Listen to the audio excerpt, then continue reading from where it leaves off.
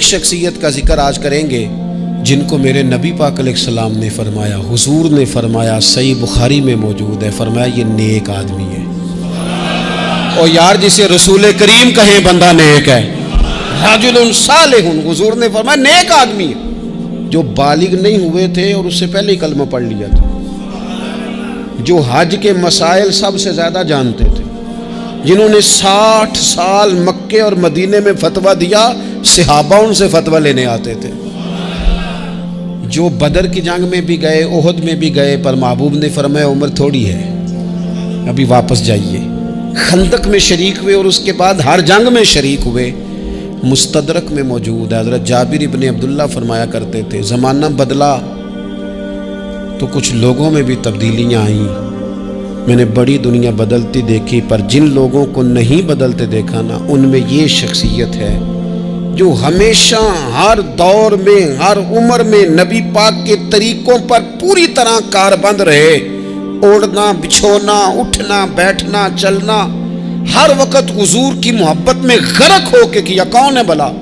حضرت عمر کے بیٹے سیدنا عبداللہ ابن عمر رضی اللہ تعالی عنہ، ابھی بالغ نہیں ہوئے تھے، مسلمان ہو گئے، اور زندگی ساری مصلے سے لگ کے گزاری، عبادت کی، ریاضت کی، تقوی، جد و جہد، معاملہ فہمی، جہاد۔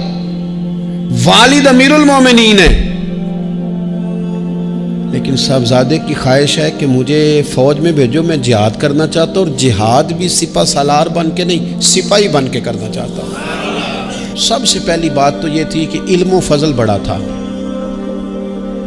صحابہ ان سے فتویٰ لیتے تھے، مسائل حج سب سے زیادہ حضرت عبداللہ ابن عمر جانتے تھے، اور فتویٰ دینے میں اتنے محتاط تھے، حدیث بیان کرنے میں اتنے محتاط تھے کہ بڑا سوچ سمجھ کے غور کر کے صحابہ فرمایا کرتے تھے یہ واحد بندہ ہے کہ جو 1 منٹ سے پہلے کہہ دیتا ہے۔ سب سے زیادہ مسائل آتے ہیں لیکن 1 منٹ سے پہلے کہہ دیتے تھے اس مسئلے کا مجھے نہیں پتا، تحقیق کروں گا، اگر پتہ چل گیا تو بتا دوں گا، فوراً کہہ دیتے تھے۔ ایک دفعہ ایک صاحب نے مسئلہ پوچھا تو چپ کر گئے، سوچنے لگ گئے۔ ہمارے ہاں نا لوگوں کو حاضر جواب کہلانے کا شوق ہے، یہ شوق بڑا خطرناک ہوتا ہے۔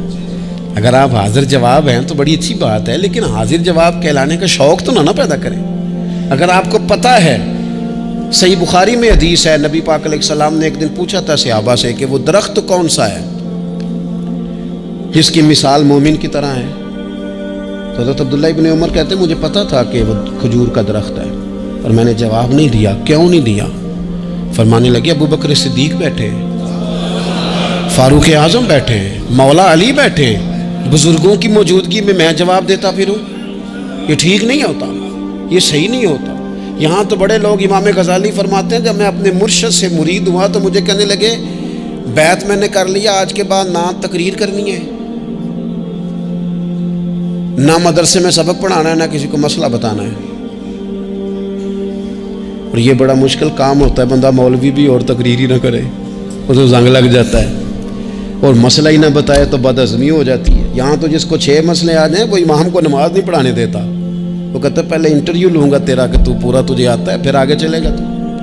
اتنے بڑے عالم کو شیخ نے منع کر دیا، تو کہتے ہیں شیخ کے پاس ایک شخص مسئلہ پوچھنے آیا تو میرے مرشد فرمانے لگے مجھے یہ مسئلہ نہیں آتا۔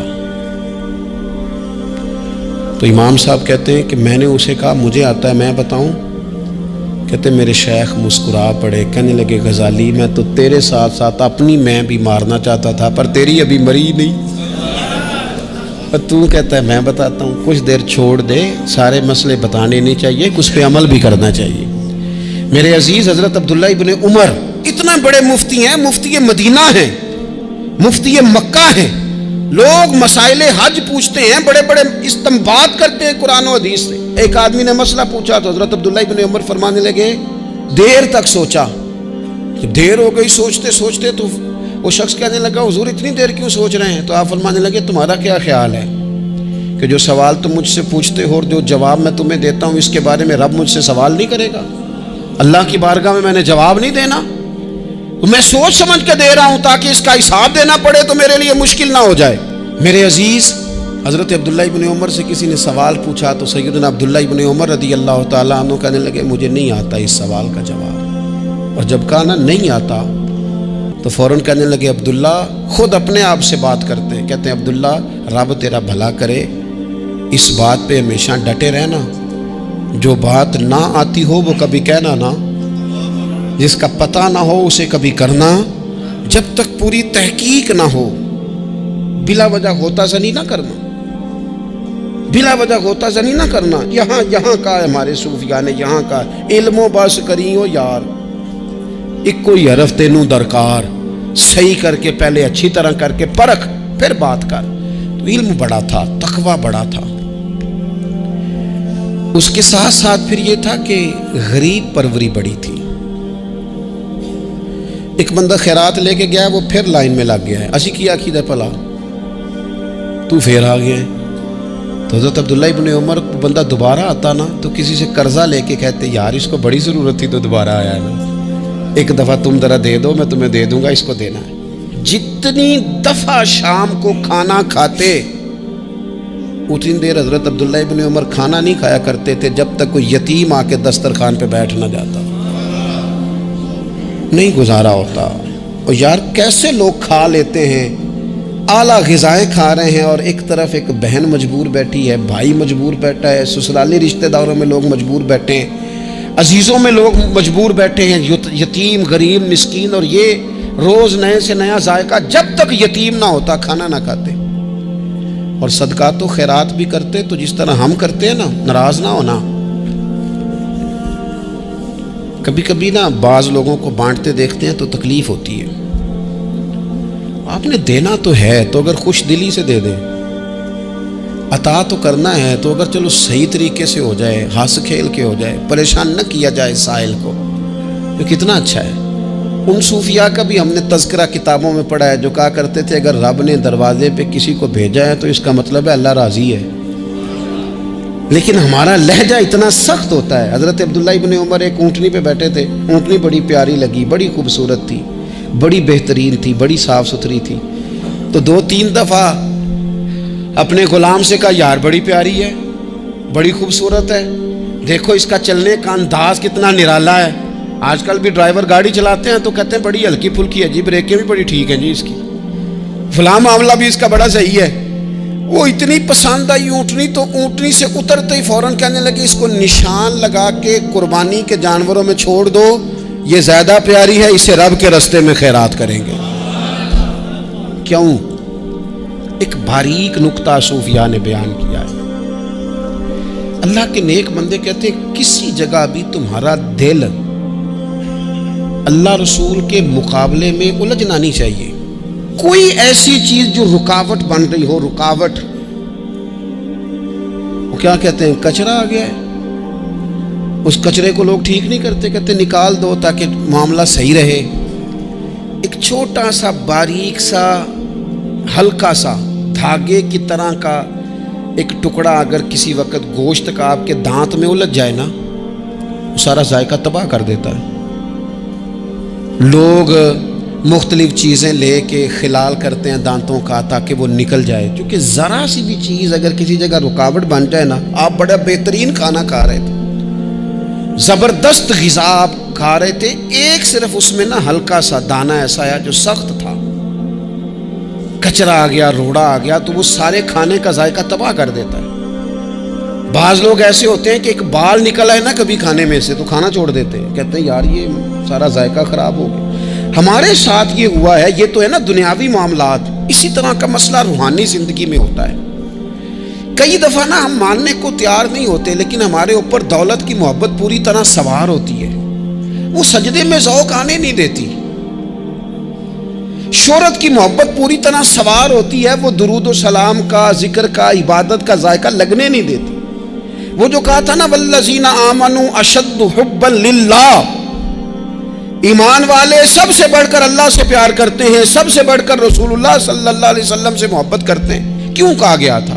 اس لیے کہ ان محبتوں کے مقابلے میں ذرا بھی کوئی اور محبت آتی ہے روحانی ذائقہ خراب کر دیتی ہے، ہمارا دل نہیں لگتا، ہم بور ہوتے ہیں، ہم پریشان ہوتے ہیں۔ مسئلہ یہ ہے کہ جس دل میں صرف رب رسول کو ہونا چاہیے تھا وہاں شہرت آ گئی ہے، شہرت کی محبت آ گئی ہے، دکھاوا آ گیا ہے، مال آ گیا ہے، کئی قسم کے ہم نے بت معاذ اللہ اکٹھے کر لیے، اور پھر وہ ساری کیف مستی آئے، یہ کیسے ہو سکتا ہے؟ حضرت عبداللہ ابن عمر رضی اللہ تعالیٰ عنہ کے پاس ایک گدھا تھا. ہم پنجابی میں تو کہا کرتے تھے کہ بڑا ساؤ جانور ہے، بڑا دھیما ہے، بڑا اچھا ہے، سواری بھی کرتے تھے اس پہ، اس پر بوجھ بھی رکھتے تھے، اور بھی کئی کام، جانوروں کا چارہ بھی اس پہ رکھ کے لایا جاتا تھا. بہت سارے لوگ اس کی تعریف کرتے تھے کہ ظاہر ہے اس وقت یہ جانور ہر گھر کی ضرورت ہوتے تھے. لوگوں نے بڑی تعریف کی کہ جناب یہ گدھا بڑا اچھا ہے، بڑا عمدہ ہے. اب بعض چیزیں ایسی ہوتی ہیں جن سے دل لگ جاتا ہے. کچھ نوجوانوں نے گھروں میں بلی رکھی ہوتی ہے، گھوڑا رکھا ہوتا ہے، جانور رکھے ہوتے ہیں، ان کی پوری توجہ انہماک. ہم دیکھتے تھے دیہاتوں میں کہ بزرگ اگر کہیں چلے جاتے تھے سفر پہ تو وہاں سے بھی پیغام بھیجتے تھے کہ گائے کو چارہ ڈالا کہ نہیں، بھینس کو نکالا کہ نہیں، تم نے باڑے سے دھوپ چھاؤں کا خیال کیا کہ نہیں.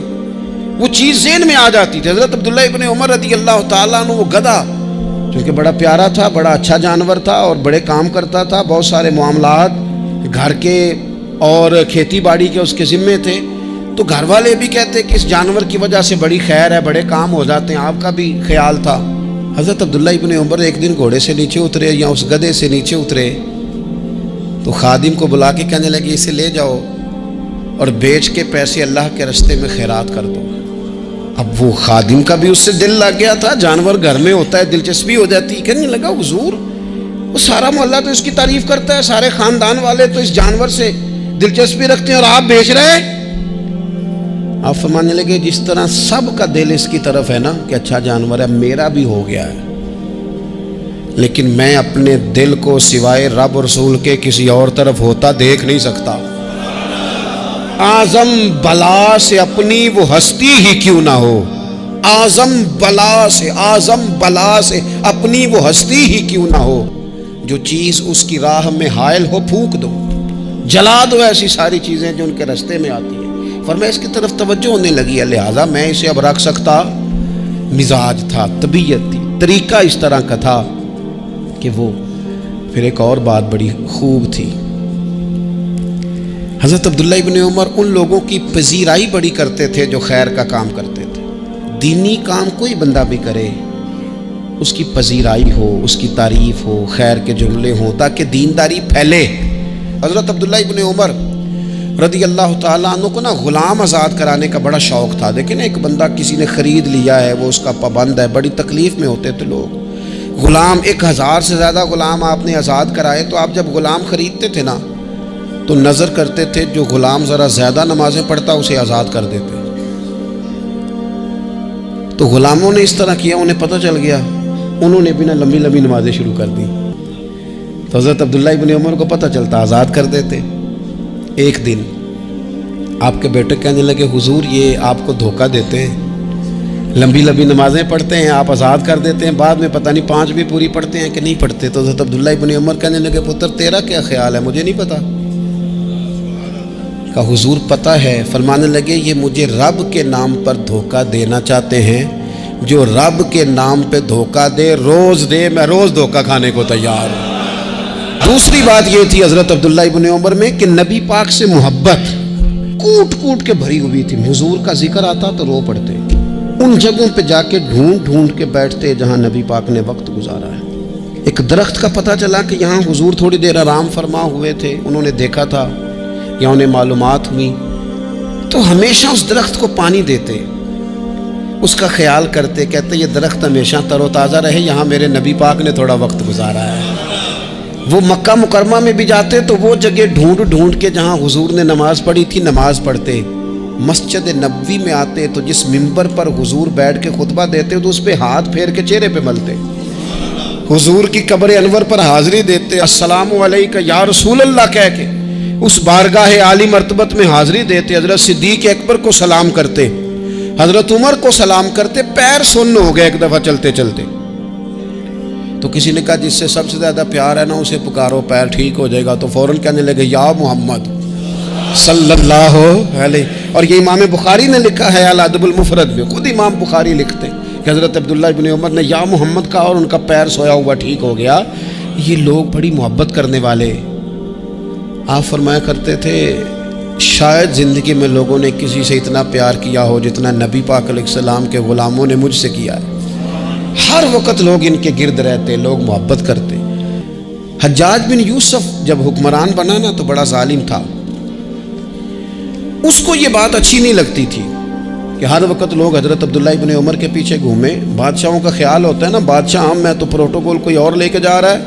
اس نے ایک دفعہ جمعہ پڑھاتے پڑھاتے معاذ اللہ حضرت عبداللہ بن زبیر رضی اللہ تعالیٰ عنہ کے خلاف کوئی بات کی، تو حضرت عبداللہ ابن عمر اگرچہ بڑے صلح جو تھے، صلح پسند تھے، لیکن اگر حق کی بات ہوتی اور اس طرح سے ہوتی کہ کوئی بڑی غلط بات کرتا تو پھر ٹوکنے میں بھی بڑی جرت کا مظاہرہ کرتے۔ ایک دفعہ اہل کوفہ نے آپ سے مسئلہ پوچھا نا، چونکہ آپ مفتی تھے، لوگ مسئلے پوچھتے، تو انہوں نے پوچھا حضرت عبداللہ ابن عمر سے کہ مکھی اور مچھر کا خون لگ جائے تو اس کا کیا مسئلہ ہے، کپڑے ناپاک تو نہیں ہوتے؟ تو سوال کا جواب دینا چاہیے تھا نا، ہوتے ہیں کہ نہیں ہوتے؟ تو فرمانے لگے حسین ابن علی کا خون بہا کے اب مکھیوں کے خون کے مسئلے پوچھنے شروع کر دیے۔ اب تمہیں یہ والا خون نظر آنے لگا ہے؟ حضور کی اولاد پاک کو شہید کر کے اب ان مسئلوں میں آئے ہو؟ میں خیال نہیں آتا تمہارے دلوں میں گھٹن ہے حضور کی اولاد کے لیے اور دین کے مسئلے پوچھتے ہو؟